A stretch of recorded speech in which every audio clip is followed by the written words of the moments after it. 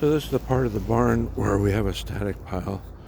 We don't turn it, it's just a compost pile.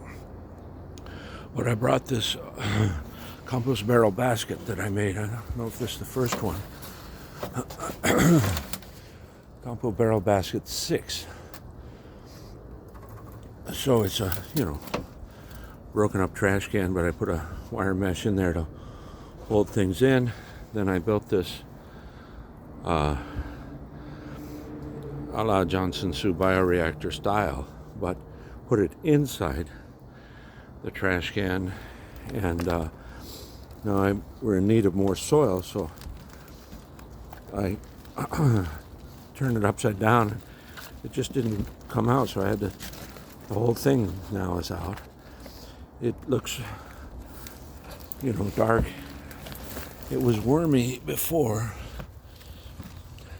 but it was also dry. And so I put this whole assembly into another trash can. I don't know where it is. I thought it was close by. Anyway, it was a big enough trash can that the whole thing fit inside of it. Put about 5 gallons of water and aerated it with air pump there for a day and a half. Then took the extract, put that into our rain barrel aerator, added 10 more gallons because it was pretty strong, and we're using that to water in the new seedlings. So this is the harvest that I pulled out for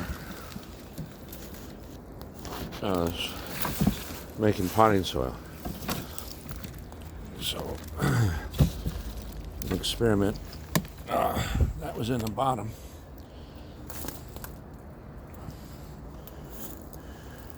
Brick. So it's a little moist, but still some areas are still quite dry along the edges. It didn't have a watering system, which is why I haven't built the regular bioreactor. And so again, I don't see any worms, even though when I was harvesting some of the earlier higher compost, there was definitely worms. But here, because I guess it's dryness, and there are no worms. So it's like it needs further processing, reprocessing or something. I mean, there's hope, but it's, very not finished compost. See? Not finished. Got dried out and stopped. So it's helpful to know, that some of the other barrels, again, down the inside of the middle, it's working really good. But on the edges, no. It needs a system, a watering system. So that's that experiment. And now we know. So to move on from here, well, while we're here, I got more peat moss, I've got more coconut fiber. This could be, cleaned out a little better. While we're here, this is, I think, the latest from the tumbler, because we still start things in the tumbler, but there's no, the latest one I did a static pile. So this is from the tumbler. I use an aeration of, it's like that, a drain spout, downspout from the rain gutter. But it didn't get centered over the hole. It's dry. I need a watering system, so that'll be the priority of my days off this next week. The previous contents of this green tote was some grass and old potting soil, which I was putting into these buckets. And I'd forgotten about the grass. I thought it was just old potting soil that was wet and kind of sour. So this will be something to finish up as well. I keep coming back to this as an example of what fungal dominated soil can do.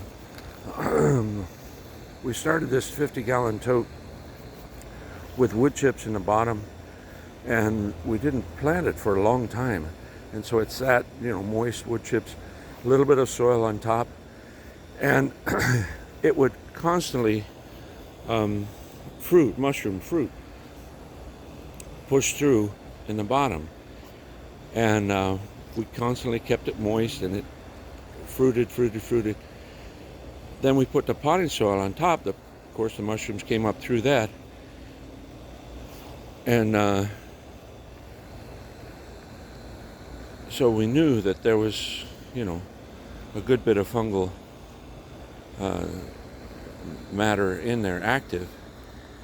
And when I look at it, there's isolated examples of, good, strong plants.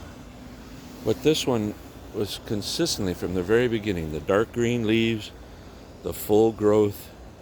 It's always a joy to behold. So that's the purpose of good compost, and if possible, pushing it into the 1-to-1 fungal bacterial ratio or higher fungal. Whether or not I can do that is the question of the hour. So this one, rain barrel number 1, but actually compost barrel basket number 7, I think, is the only static pile that I've built in this method, and needs water. Oh, there's my wife.